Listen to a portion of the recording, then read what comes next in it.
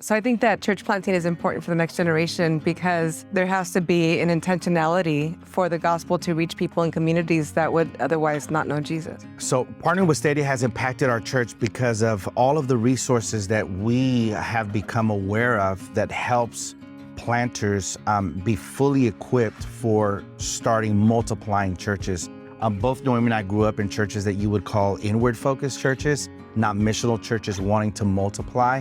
And Stadia, from the very beginning, the conversations that we're having with planters are questions of tell us about the church you want to plant that's going to start more churches.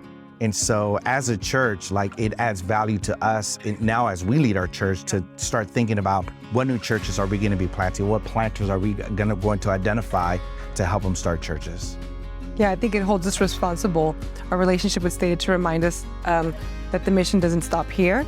And so we want to intentionally look at who we are leading and how we are shaping new leaders to encourage them to take those steps of faith and resource them and come alongside them as well. There's now an accountability to how we lead into the future of the church.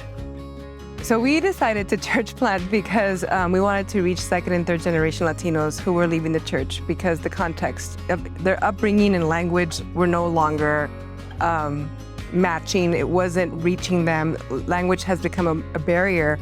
And initially, our thought was we're going to reach second and third generation Latinos. I mean, God's plans are always so much bigger than that. Right. And now we lead a multi-ethnic, multi-generational church, but our intent was to reach a demographic that in our monocentric model, we were no longer reaching. Yep. So that's why we were interested in starting a church. In your community, there is a need for the gospel. And whether it's in your home or a community center or a church building, wherever it might be, you can reach people that others cannot because you are there. I think you should start a church because God is doing something amazing in that community already, and you definitely need to be a part of that.